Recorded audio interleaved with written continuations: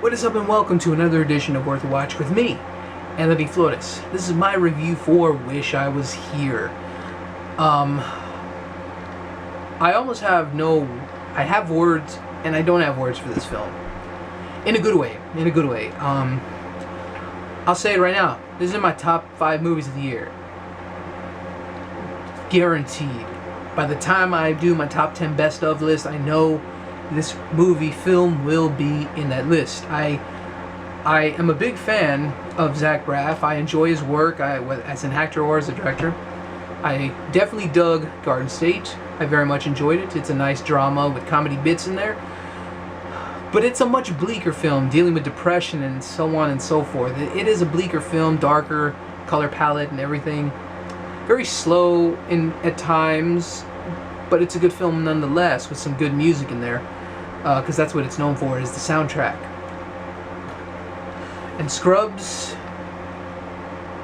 good God, this season alone is just, yeah, like any TV show that goes on a little bit too long.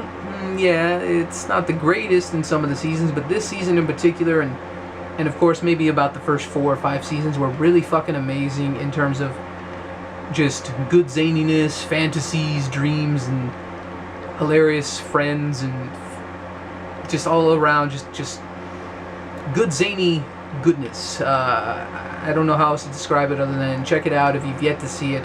It's on Netflix, I believe, as well, so it's just all around heartfelt but funny show. Yes, there are some seasons where they are subpar. Even as a Scrubs fanboy like myself, I will say that, yeah, some seasons kind of petered out a little bit, but what of this film? I could probably talk for about an hour for sure about this film.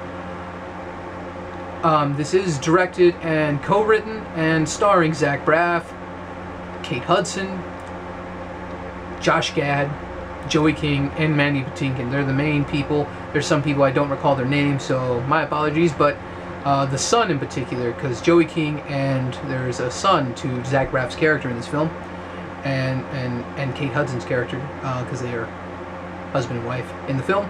So, anyways, this movie just deals with life and death, the possibility of losing a family member. In this case, Mandy Patinkin's character is unfortunately very ill in the film, and Zach Braff's character and his family and his brother, played by Josh Gad, they're all just kind of going about in their life their own weird, quirky ways, and it's a tough road when it comes to overworked mother, a struggling actor, a little girl just going into adolescence, just struggling with her Jewish faith as well, and the little kid just trying to be a kid in the midst of all this. And a brother who's basically a hermit. Josh Gad's character is basically like a hermit living in a trailer. It's kind of funny. And a father who needs to learn some life lessons as well before he passes. So, of course, that's all within the trailer. I'm not spoiling any of that for you. It's just a lot to really talk about in one 10-minute or less review. And I don't want to really do a spoiler thing either, but at the same time, it's almost like I wish I could talk about it with, like, on a podcast or something. That's what I kind of wish I could do. But just to simply say whether it's good or not, it's, as I said, it's fucking awesome. It's not nothing new. A lot of critics I've seen where they say this is more like a drama that you can watch on television. I think that's bullshit. I think a lot of people are saying also, like, the Zach Braff character and even himself, because of the whole Kickstarter crap, that this is very egocentric, and I just find that to be all, yeah, it's kind of weird for a millionaire to ask people to pay for his movie, but they did it on their own free will. He didn't twist anybody's arm, so he made a movie, and what did it turn out to be? A very well done, a very visually well done, because there's some good fantasy sequences in here. They're pretty nice, and just overall very well done. The direction is much better compared to his earlier film, Garden State. The writing is better, the acting is better. I just think everything is just so much better. I will definitely be rewatching this movie more often than Garden State.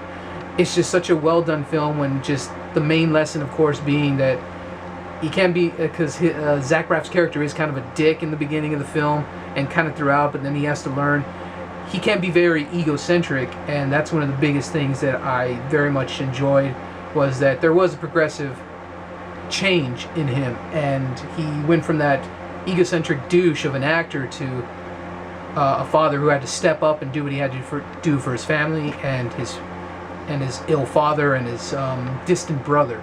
So there's a lot of good to be seen in this film. There was a scene that honestly made me have a tear from here to here. It just like Zach Braff put it actually himself on his Twitter. I happened to see him, follow him on Twitter. Prepare for a case of the feels, and I thought that was very funny because, yep, right there was a couple scenes with Mandy Patinkin's character that did make me have a tear go down there, and it was just reminded me of stuff that happened this year in my life that it was hard, but it reminded me in a good way. I don't know how to explain that either, but it's just a matter of my personal feelings that with the film. But I can say, if a movie makes me cry and makes me feel for the characters like that, it did its job, and it made me laugh as well. There were some good cameos in here from Scrubs. For those of you who do know, Donald Faison is in the film for a good extended cameo, and there's a lot of other Scrubs castmates and alumni people that were guest stars, however you want to put that. They're in the film as well. So that's a thing. It's like little Easter eggs for those of you who have seen and watched Scrubs, so that's awesome.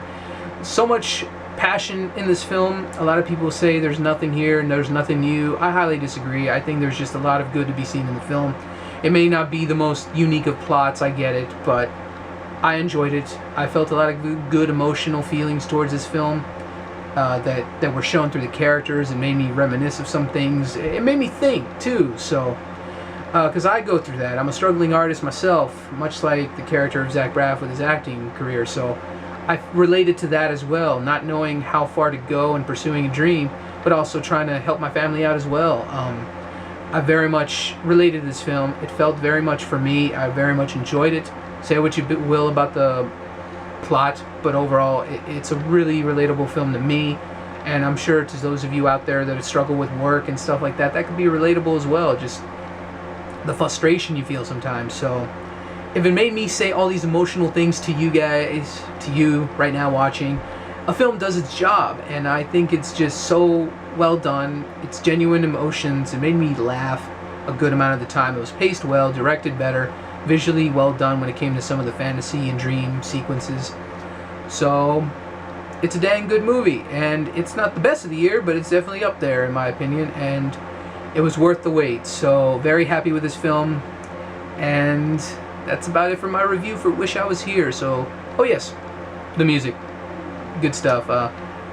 When it comes to alternative stuff, I don't listen to that all the time, but good soundtrack yet again as well. So that should do it for my review. Thank you so much for watching. Feel free to comment below and all that other good stuff in between. So until next time, I'm Anthony Flores with Worth a Watch, and keep going to the movies.